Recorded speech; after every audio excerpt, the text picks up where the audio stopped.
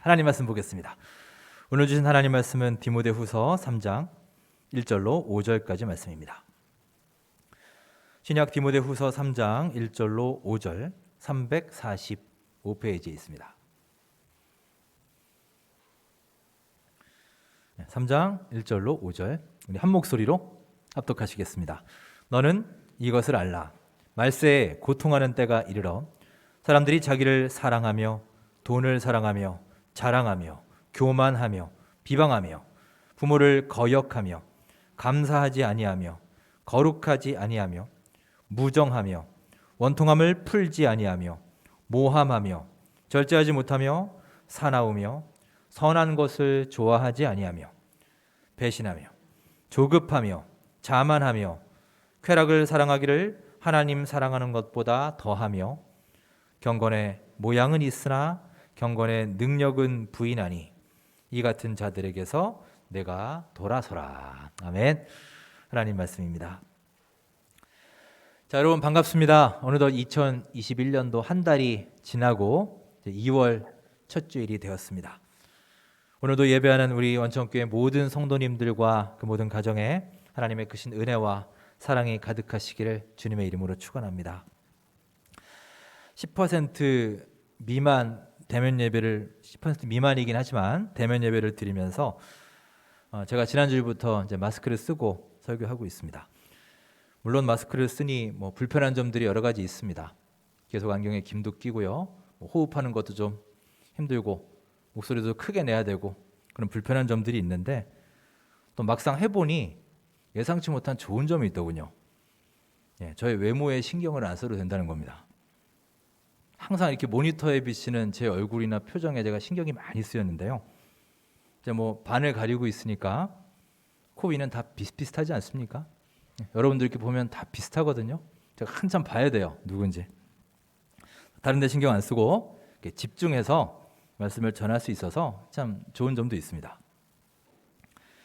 자, 오늘은 다시 1교구 성도님들과 예배당에서 우리 2주 만에 뵙게 되었습니다. 참 반갑습니다. 또한 온라인으로 각자의 처소에서 예배하는 모든 성도님들께 우리 하나님의 크신 성령의 역사가 임하시기를 주님의 이름으로 축원합니다. 자, 함께 다시 한번 인사 나누겠습니다. 반갑습니다. 주님의 은혜와 사랑이 넘치시기를 바랍니다.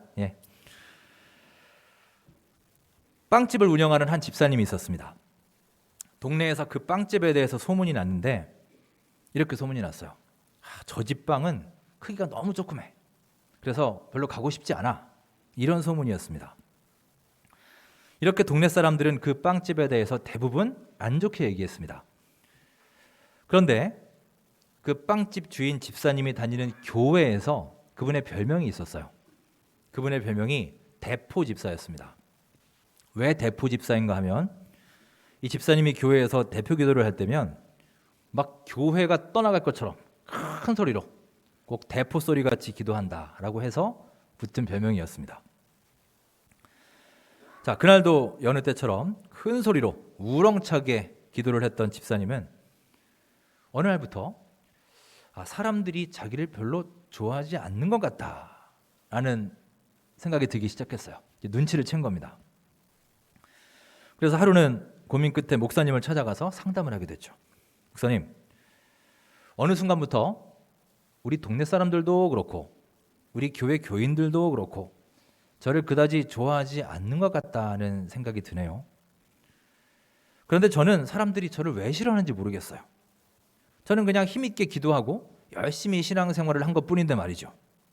도대체 왜 그럴까요? 저는 어떻게 해야 될까요? 자, 목회자는 이럴 때 참 곤란합니다. 고민이 되죠. 왜냐하면 또 들은 얘기들이 있으니까요. 이걸 얘기를 해줘야 되나 말아야 되나 고민을 하다가 본인이 이유를 모른다고 하니 아무래도 본인을 위해서도 얘기를 해주는 게 좋겠다 생각이 들어서 진지하게 이렇게 권면을 했습니다.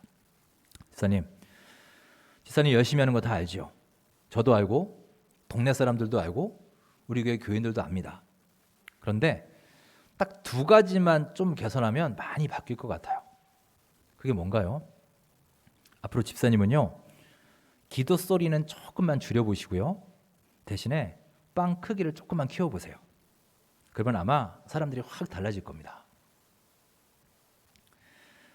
여러분, 어쩌면 이 집사님의 모습이 지금의 우리의 모습과 참 비슷하지 않나 싶습니다.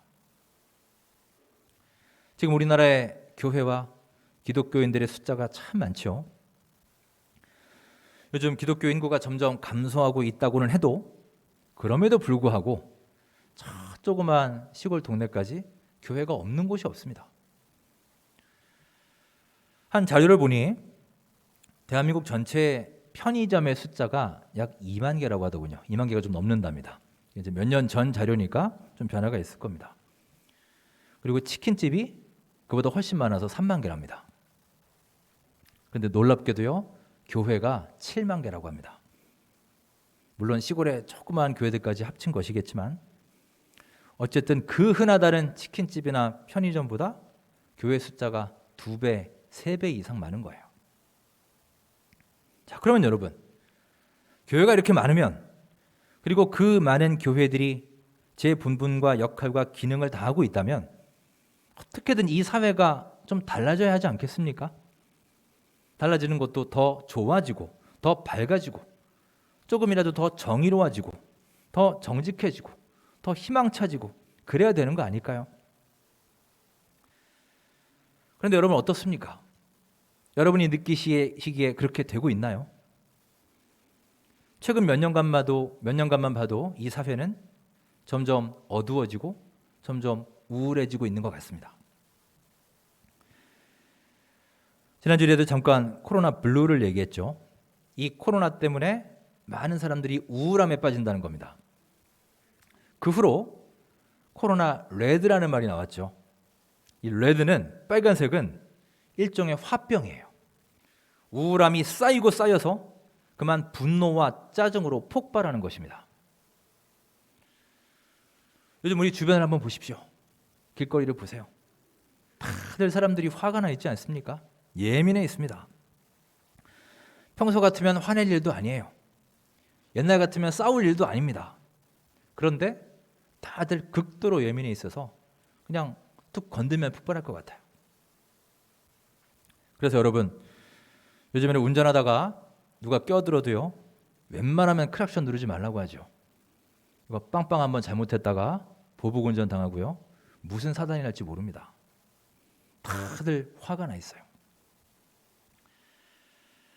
최근에는 코로나 블루, 코로나 레드와 함께 코로나 블랙이라는 말이 등장했습니다. 이 검정색, 블랙은 암담함을 뜻합니다. 즉 코로나로 인해 느끼는 깊은 절망감과 상실감을 뜻하죠. 특히 혼자서는 일상생활조차 어려운 장애인들이나 지속적인 도움이 필요한 경제적 취약계층들이 삶에 커다란 타격을 입으면서 우울함을 넘어서서 이제 좌절과 암담함을 느끼고 있는 상황입니다. 자, 이렇게 여전히 교회는 많으나 우리 사회의 어둠이 점점 커지고 있습니다. 물론 여기에는 여러 가지 이유가 있을 것입니다. 하지만 그 가장 중요하고 본질적인 이유는 이 시대의 교회들과 이 시대의 그리스도인들이 그 경건성을 잃어버렸기 때문입니다. 즉, 하나님을 향한, 이웃을 향한 참된 경건의 삶을 실천하지 못하고 있고요. 따라서 우리는 무엇보다 먼저 이 참된 경건을 회복해야 됩니다. 자, 그렇다면 참된 경건이 도대체 무엇일까요?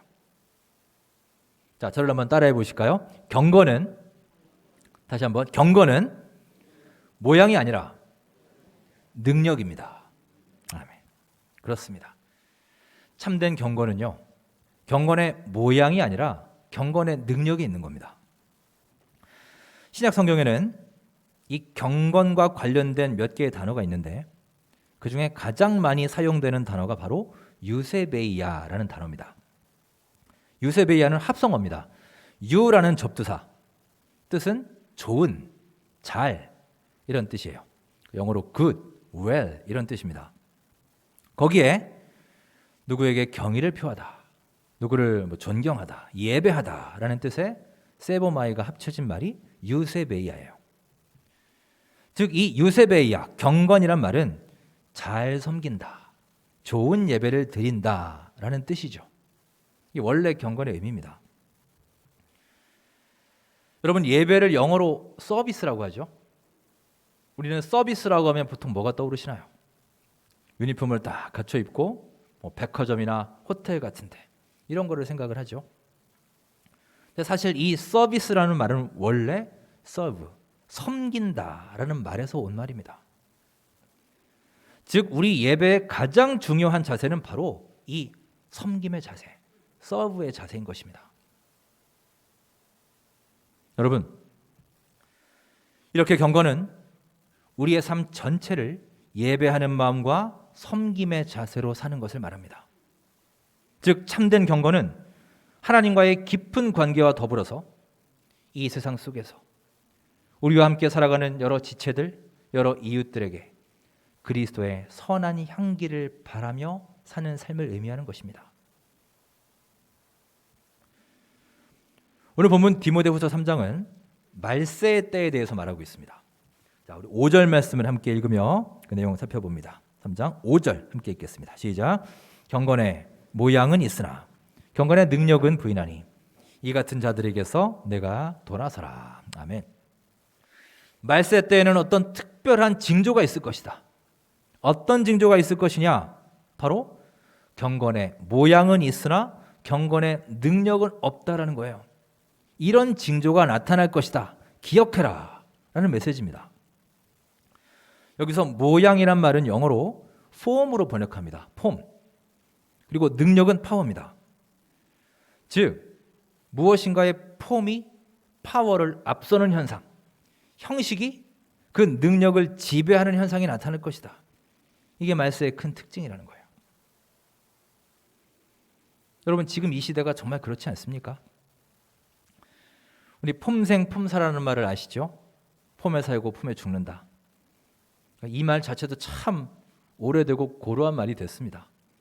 요즘 사람들은 이런 말 잘 안 쓰는 것 같습니다. 요즘 말로 풀이를 해본다면 이 폼생 폼사에 해당하는 예가 몇 년 전에 나왔던 얼주가 이런 걸 것입니다. 얼주가 아세요? 네. 얼어 죽어도 아이스 아메리카노. 이게 폼생 폼사의 예죠. 얼주 코도 있더군요. 얼어 죽어도 코트. 날이 너무 추워서 못 살 정도인데 그래도 내 이 옷 맵시 때문에 핏 때문에 패딩 같은 거 안 입고 코트를 고집한다는 거예요. 여러분, 이것을 교회로 말하면 어떨까요? 성경을 들고 교회에 다닙니다. 손 들고 찬양도 합니다. 눈물을 흘리면서 기도도 합니다. 말씀 열심히 듣습니다. 부흥회, 신앙 세미나, 찬양 집회, 제자 훈련, 성경 공부 열심히 합니다.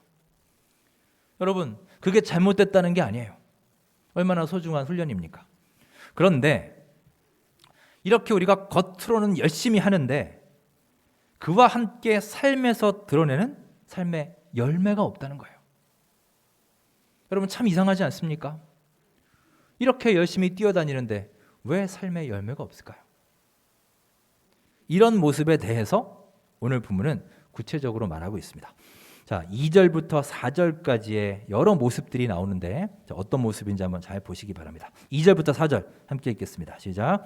사람들이 자기를 사랑하며 돈을 사랑하며 자랑하며 교만하며 비방하며 부모를 거역하며 감사하지 아니하며 거룩하지 아니하며 무정하며 원통함을 풀지 아니하며 모함하며 절제하지 못하며 사나우며 선한 것을 좋아하지 아니하며 배신하며 조급하며 자만하며 쾌락을 사랑하기를 하나님 사랑하는 것보다 더하며. 아멘. 여러분 어떠십니까? 저는 이 말씀을 볼 때마다 참 마음이 무겁습니다. 저 역시도 많은 부분 여기에 해당이 되고 이게 지금 우리의 모습들이지 않나요? 바로 이런 모습이 경건의 모양만 있고 경건의 능력이 없는 모습이라는 거예요. 하나님 믿는 성도들이 겉은 거룩해 보이고 번지르르한데 속은 믿지 않는 사람들과 하나도 다름이 없다는 거예요. 아니 오히려 더 악하고 더 심한 모습도 많다는 겁니다. 몇 년 전에 나온 신조어 중에 있어빌리티라는 말이 있습니다. 들어보셨는지 모르겠습니다. 있다라는 우리말과 능력, 어빌리티라는 영어가 합쳐진 그런 국적 불명의 말이에요. 자, 무슨 뜻일까요? 있다 플러스 능력이에요. 있어 보이는 능력이란 뜻입니다. 실제로는 없으면서 마치 있는 것처럼, 가령 마치 자기가 아주 부자인 것처럼, 인맥이 아주 넓은 것처럼, 아는 게 많은 것처럼 허세를 떨고 잘난 척, 아는 척, 있는 척, 가진 척, 이렇게 척하면서 사는 삶을 말합니다. 며칠 전 많은 사람들의 공분을 샀던 사건이 있죠. 여러분도 다 보셨을 겁니다. 한 어학원에서 커피를 시키고 주소를 잘못 입력해서 배달기사가 10분을 허비했고 추가 비용 3,000원을 더 내게 됐더니 그 배달업체에 전화를 해서 온갖 갑질과 폭언을 퍼부은 사건이 있었습니다. 그 녹취록이 한 20분 정도 되는데 저 한 5분 정도 듣다가 이제 못 듣겠더라고요. 차마 들어줄 수가 없었습니다. 그런 말 하지 않습니까? 당신들 학교 다닐 때 공부 잘했으면 배달 일 하겠냐? 배달 그거 3건 해봐야 10,000원 벌지 않냐? 나는 가만히 있으면 10,000원이 나오고 20,000원, 30,000원이 나온다. 뭐 일주일에 1,000,000원을 번다. 뭐 이런 식이에요. 야, 뭐 저런 사람이 다 있으며 저렇게 몰상식한 사람이 다 있으며 도대체 무슨 일을 하길래 가만히 있으면 돈이 나온다고 저러나 학원에서. 알고 보니 그 학원의 셔틀 도우미라고 하죠. 셔틀버스 타는 학생들 뭐 내리고 타는 거 도와주는 그런 업무인 것 같습니다. 자, 그 사람의 직업이 뭐든지 간에 그가 뭐 돈이 얼마나 많든지 간에 이 얼마나 허세로 가득한 삶인가요? 이게 바로 있어빌리티 아닙니까? 여러분, 지금 이 시대에도 이렇게 허영과 허세로 가득한 사람들이 너무나 많습니다. 사람들이 그들을 보면 어떨까요? 멋지다, 정말 부럽다, 이렇게 생각할까요? 여러분은 그 사건을 보면서 어떤 생각이 드셨습니까? 아마 그 반대일 것입니다. 참 어리석다, 한심하다, 참 되먹지 못했다. 아니면 한편으로 참 안 됐다, 참 불쌍하다, 이런 마음도 들겠죠. 여러분, 성경에도 이런 허영, 허세와 비슷한 의미를 가진 단어가 나옵니다. 아주 유명한 단어입니다.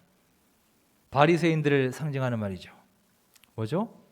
외식입니다. 외식, 바깥 외자에 꾸밀 식자예요. 겉을 꾸미는 거죠. 겉만 꾸미는 거죠. 가면을 쓰는 겁니다. 외양만 번지르르 하고 속은 다 썩어 있다는 것입니다.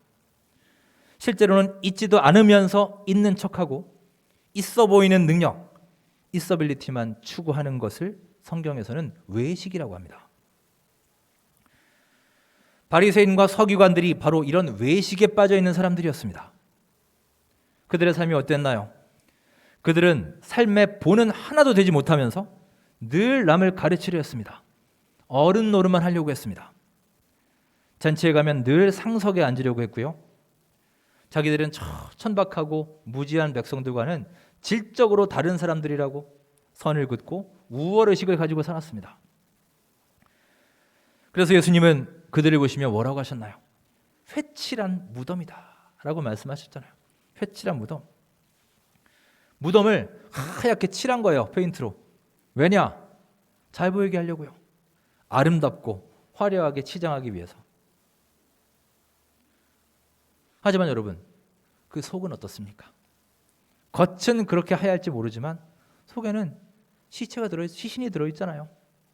그 부패한 뼈와 살이 들어있는 거예요. 이렇게 겉과 속이 다른 상태입니다. 요한계시록 2장부터 보시면 사도 요한이 소아시아 7교회에 보내는 편지가 나오는데 그 중에 사대 교회를 향한 편지가 있습니다. 오늘 본문과 연관이 있는 내용입니다. 자, 요한계시록 3장 1절 우리 화면을 보시면서 내용을 잘 보십시오. 함께 읽겠습니다. 시작. 사대 교회의 사자에게 편지하라. 하나님의 7 영과 7 별을 가지신 이가 이르시되 내가 네 행위를 아노니 내가 살았다는 이름은 가졌으나 죽은 자로다. 아멘. 이게 4대 교회를 향한 하나님의 평가입니다. 이 4대 지방은 한때 고대 리디아 왕국의 수도였을 만큼 정치적인 중심지였고요. 경제적으로도 아주 풍요롭고 부유한 도시였습니다. 자, 그러다 보니 참 신기하게 이 역사는요. 어떤 곳이 참 잘 살고 풍요롭게 되면 거의 대부분 사치와 향락에 사람들이 빠지곤 합니다. 그런 역사의 반복이에요. 이 4대 지방도 마찬가지였습니다. 그렇게 향락에 빠지던 그 4대 교회에는 급기야 커다란 신앙적인 문제까지 나타나게 됐습니다. 그게 바로 형식적인 신자들, 소위 무늬만 신자들이 대거 쏟아지게 된 것입니다. 그들은 겉모습만 경건했어요. 실질적인 경건의 능력이 하나도 발휘되지 않았습니다. 거룩한 삶을 전혀 찾아볼 수가 없었어요. 그래서 하나님께 호되게 책망을 받습니다. 뭐라고 혼납니까? 살았다 하는 이름은 가졌으나 죽은 자로다. 니들은 겉만 살아있고 속은 죽어있는 신앙인이다 라는 평가입니다. 여러분, 지금 우리의 모습은 어떻습니까? 그리스도인으로서, 하나님의 자녀로서, 또 믿는 자로서 나는 유세베이야 경건한 삶을 살고 있습니까?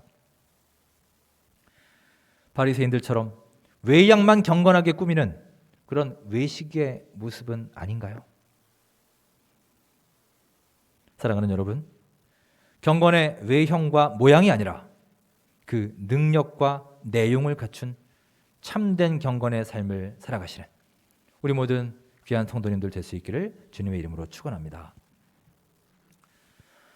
조세희 작가의 난장이가 쏘아 올린 작은 공이란 소설에 보면 참 중요한 내용이 나옵니다. 이런 표현이 있습니다. 폭력이란 무엇인가? 총탄이나 주먹만이 폭력이 아니다. 우리 도시 한 귀퉁이에서 젖먹이들이 굶주리는 것을 내버려 두는 것도 폭력이다.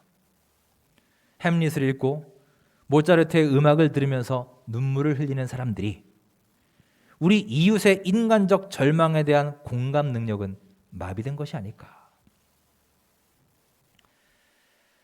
셰익스피어의 작품을 읽고 모차르트의 멋있는 음악을 들으면서는 눈물을 콸콸 쏟는데 여러분, 정작 바로 내 옆에 있는 이웃의 아픔에 대해서는 아무런 감정도 없고 그저 냉랭한 가슴뿐이라면 여러분, 우리가 흘리는 그 눈물의 정체가 도대체 뭘까요? 우리는 왜 우는 것입니까? 공감이라는 것이 결핍된 이 눈물을 우리는 어떻게 해석해야 될까요? 그저 문학적, 음악적 감수성으로 흘리는 눈물?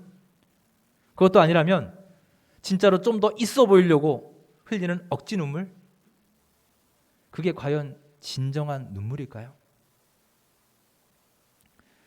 자, 이와 관련해서 우리 마가복음 말씀을 한번 보겠습니다. 마가복음 7장 11절 우리 화면을 보시며 함께 읽습니다. 시작.